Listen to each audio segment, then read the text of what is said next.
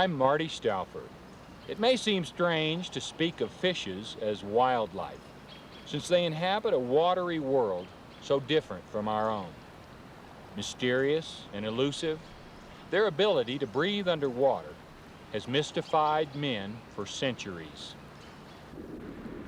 But when you think about it, it's water that makes Earth a livable home for all of us, from the immense Great Lakes to the tiniest backyard streams. America's inland waters support more than 700 species of fishes. You'd be amazed at how many are found right in your area, surviving by means that took us long to evolve as the waters they live in. Some are the familiar fish that many people enjoy catching and eating. Others are anything but ordinary. Huge, primitive monsters, or brilliant miniature rainbows, and a few so unusual, it's hard to tell just what world they belong to. But whether we find them tasty or incredible, they're all fascinating fishes.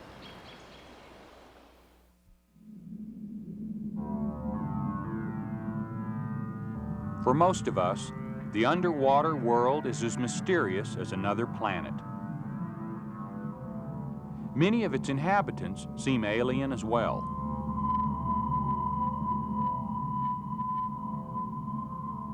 But water covers 2/3 of the Earth's surface, and it is here that fish, the ancestors of all vertebrates, began evolving more than 400 million years ago.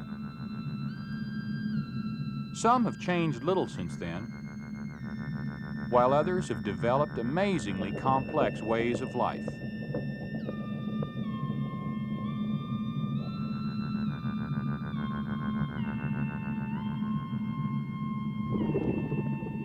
Many fish are hunters,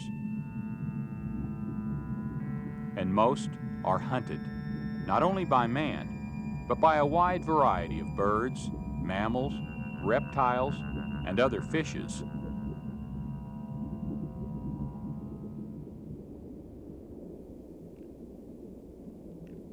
In the smallest pond or the largest lake, the shallowest brook or the most powerful river, each type of fish has a unique and useful place. Some fish feed along the bottom, others at the surface, and still others in between. Some, like these shiners and white bass, travel in schools with hundreds of their own kind. Some intermingle with other species.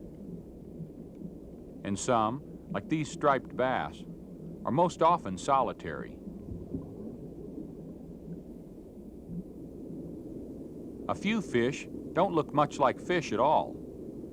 The lamprey eel is the most primitive living vertebrate, and one of the most unusual, with its circular mouth, rasping tongue, and rows of sharp teeth.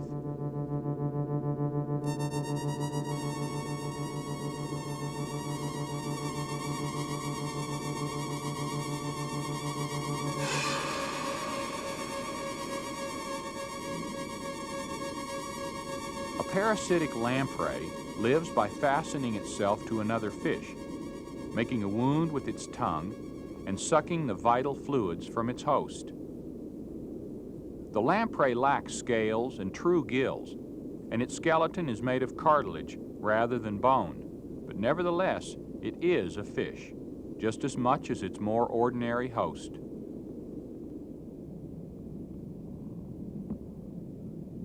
The sturgeon, another primitive fish, is North America's largest freshwater species. Record specimens have weighed over 1,800 pounds and measured more than 14 feet in length.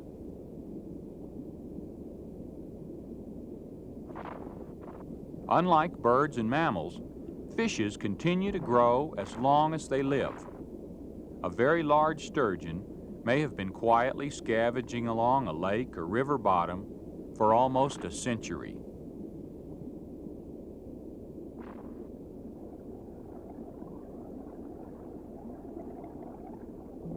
The bowfin, with its full-length dorsal fin, is another living fossil. It has two breathing systems, gills for breathing underwater, and a swim bladder, which it fills by gulping air at the surface. Large and slow-moving, the gar waits near the surface for whatever the current might bring. This long-nosed gar is one of 4 archaic species common in the southeast. All of them, the spotted gar, the short-nosed gar, and the huge alligator gar, breathe through gills when active and use their swim bladders while basking near the surface of warm, oxygen-depleted waters.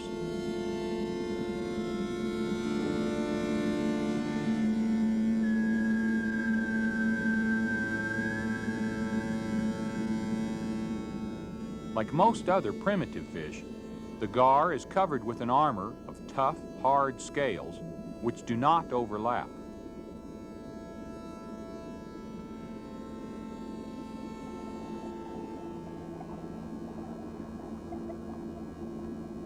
North America's most ancient large animal is the paddlefish. 50 million years before the first dinosaur appeared on Earth, this fish was already cruising with its enormous mouth wide open, straining plankton from the warm waters of inland seas. As those seas dried up, paddlefish adapted well to the great rivers that were gradually left behind, especially to our Missouri and Mississippi river basins.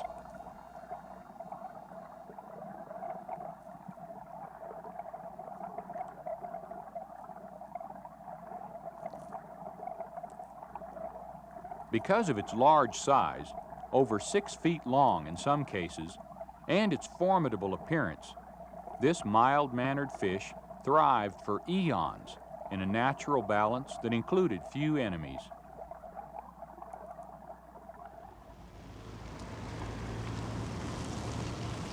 Then, along came civilization. Suddenly, the fate of these ancient creatures has become uncertain.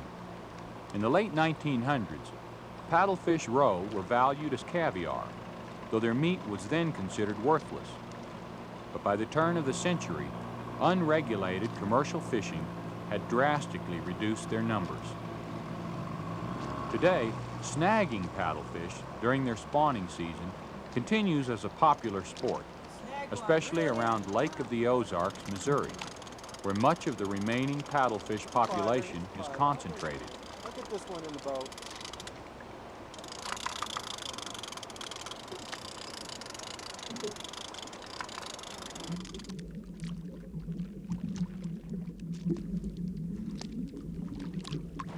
I got it. Boy, that's a big one. A snagging season is permitted because, as bureaucratic logic would have it, the fish are effectively sterile. That's a big one, all right. The only reason that they cannot reproduce is simply that they now have no place to do so.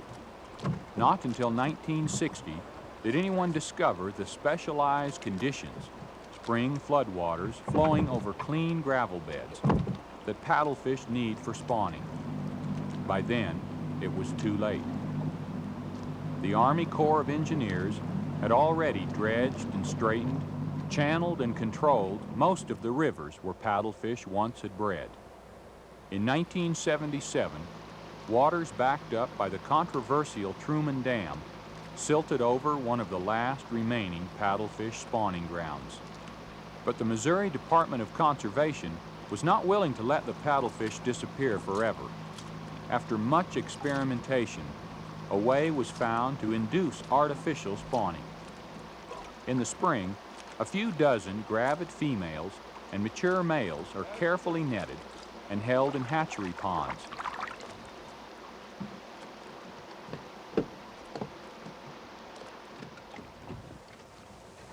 When it's judged that her eggs are ripe, a female is injected with hormones taken from the pituitary glands of snagged paddlefish. This injection causes the female to release her eggs, little by little, over a period of about 24 hours, much as she would in the wild.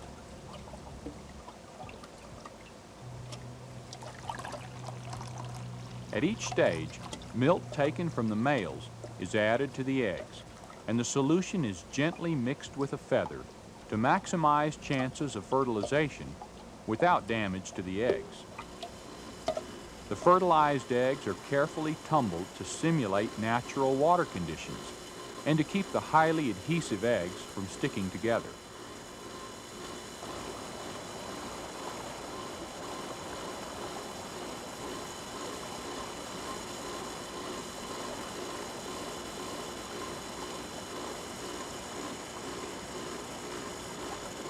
Can the same kind of engineering that doomed this ancient fish now save it?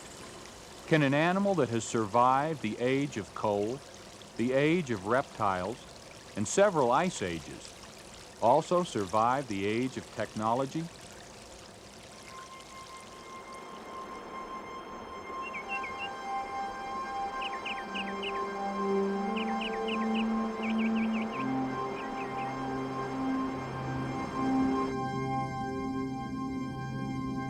That our ingenuity and goodwill might help it to continue are a credit to our intelligence and our sense of responsibility.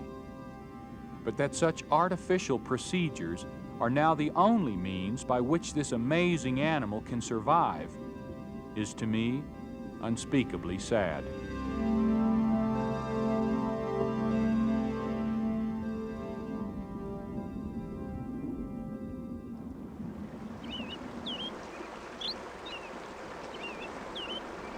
In fast-moving currents, most fish, like these minnows, are able to rise and sink at will by using their swim bladders, as well as their fins. The lack of an inflatable bladder restricts these darters to the bottom of streams where they live. The darters are another group of fishes whose habitat is restricted by special requirements. Lacking an inflatable swim bladder with which other fish are able to rise and sink at will, these tiny members of the perch family are confined to stream bottoms. Their name comes from the way they dart about after food or away from enemies.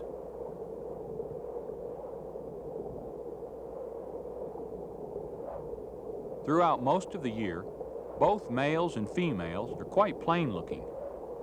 During the spring spawning season, however, the males of several species turn into some of the most vividly colored freshwater fish in the world. The females remain rather drab.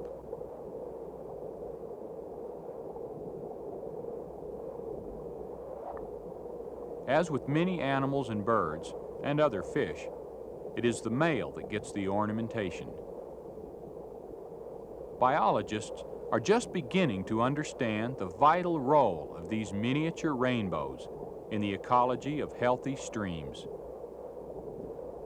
Of the more than 125 North American species, most inhabit very regional streams in the eastern part of the country, from Florida and Louisiana, north to Pennsylvania, Ohio, and even Wisconsin.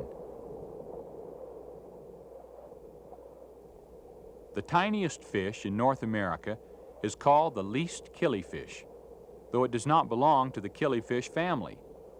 Oddly enough, it's among those fishes that bear their young alive.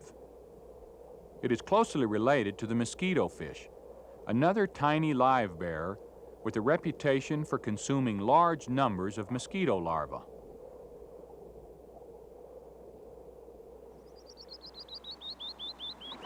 Out west, in the Colorado River drainage, another live bearer, the Gila top minnow.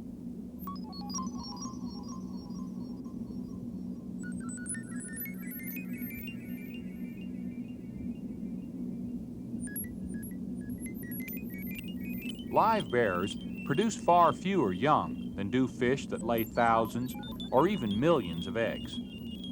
A packet of sperm implanted by the male is kept inside the female and used to fertilize several broods over a period of months. The young emerge able to fend for themselves, but the odds are still stacked against survival. Many are eaten by their own relatives. But the reason they are threatened as a species is because of habitat destruction and introduced competitors which prey on their young.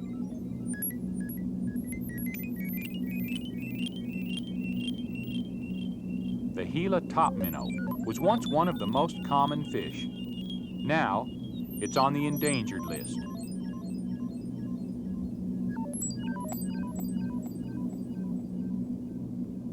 Hopefully, some of these little ones will live to make their own contribution to the ecology of the few scattered springs where they're still found.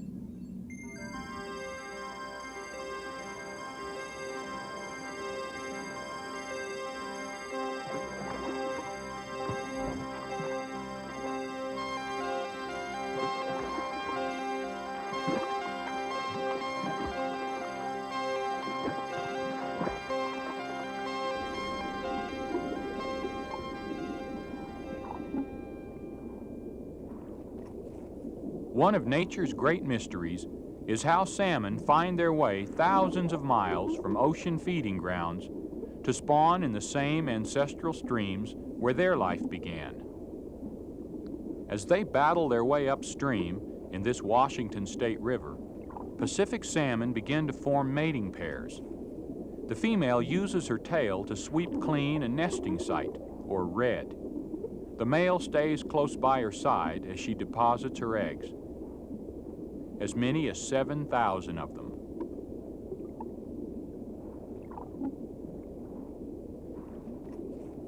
Immediately, the male shudders as he releases the milt that will fertilize a new generation.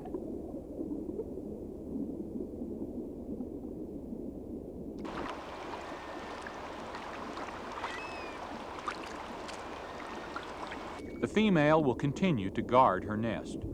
But despite her vigilance, only about 2 of those thousands of eggs will survive to maturity.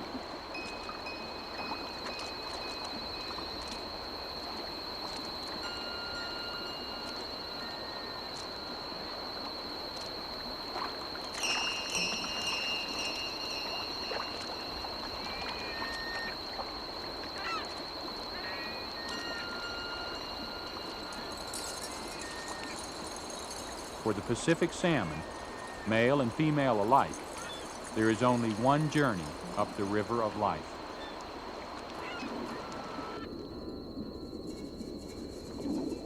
After spawning, they all die.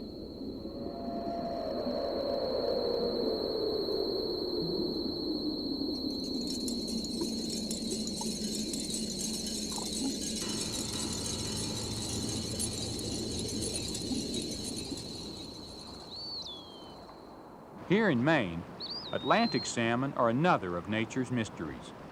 Unlike their Pacific cousins, they often do live to spawn again. But their migrations are not easy either. As they leave salt water to go upstream, they give up eating entirely. As their sexual organs develop, they must subsist on stored fat deposits until they return to the sea, sometimes as much as a year later.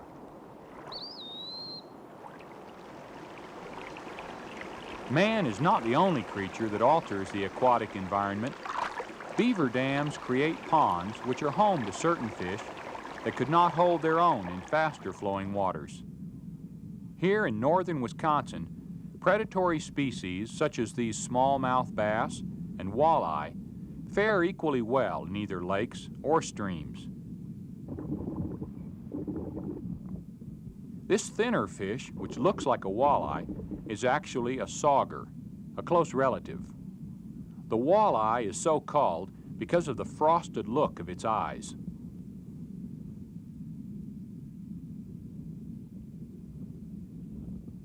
These fish and many others find an extra measure of food and protection in the shadow of the beaver's dam. Some scavengers and bottom feeders, like the brown bullhead, prefer still or slow-moving water where their food can settle. It's funny that we associate most catfish with muddy southern rivers, yet the brown bullhead, like many other fish, cannot tolerate silty or polluted water.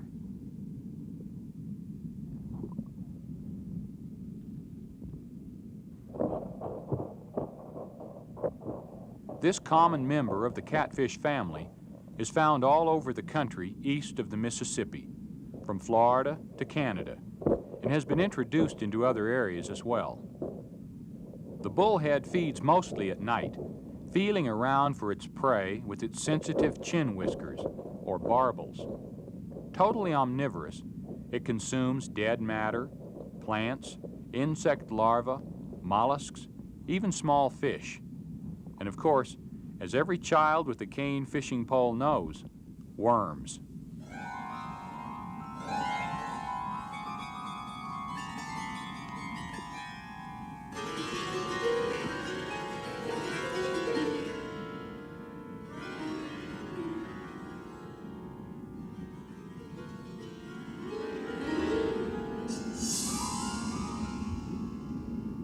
The burbot, the only freshwater member of the cod family, must be among the strangest looking of North American fishes.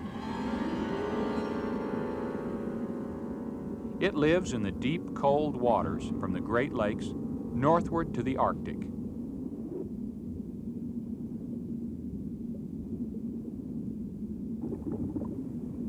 A voracious predator, the muskie is another cold water species.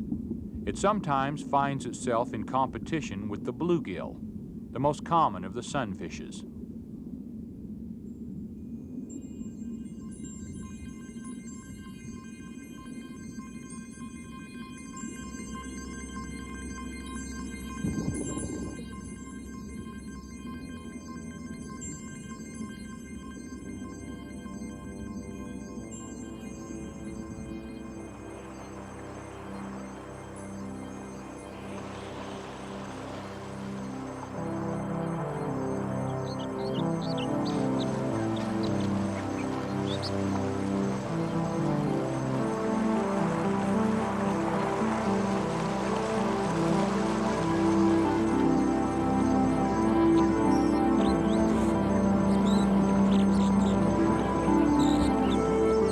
Fed by melting Rocky Mountain snow, the Colorado River drops more than 2 miles in its steep journey to the sea. Through its canyons run some of the most turbulent waters on Earth. Several fish have evolved remarkable adaptations for surviving in these swirling sediments. The beautifully streamlined squawfish is one of the most successful. It's the world's largest minnow, weighing up to 80 pounds, which goes to show that not all minnows are small. Another is the bony-tailed chub, also superbly designed. Its torpedo-shaped body and humped shoulder help it fight the churning flow. Though its 15 inches are small, compared with the 3 to 5 feet for the squawfish, it too is large for a minnow.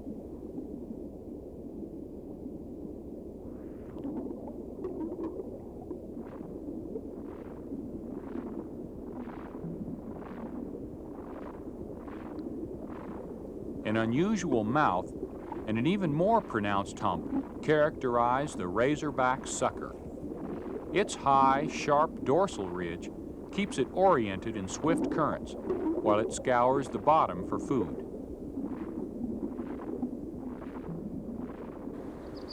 At the Dexter National Fish Hatchery in New Mexico, efforts are underway to save these fish, much in the same way that the paddlefish is being preserved.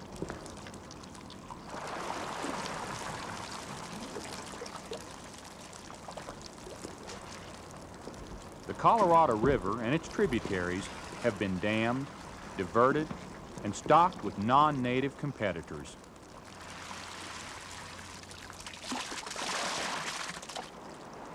Its original inhabitants, these unusual fast-water fishes, are now endangered. But preservation under artificial conditions is not enough.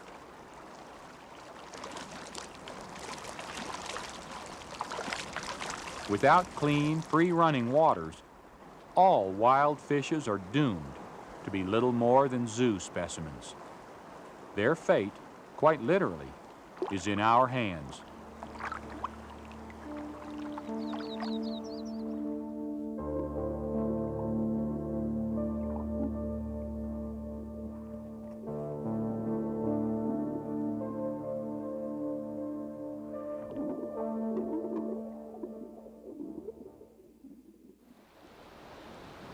Fishes definitely qualify as wildlife. They normally thrive without human help, and they fight when caught. Like other creatures, they're also a real challenge to study in the wild. Fortunately, many of America's cities have a public aquarium where you can see, up close, what makes a fish a fish. Some of my favorites are in Chicago, Dallas, San Francisco, and the National Aquarium in Baltimore. There are others, and you should pay a visit to the one in your area. But these fish zoos must not become their only havens. Preserving the health of our free-flowing waters will ensure that they can continue living their submerged lives as fascinating fishes. I'm Marty Stouffer. Until next time, enjoy our wild America.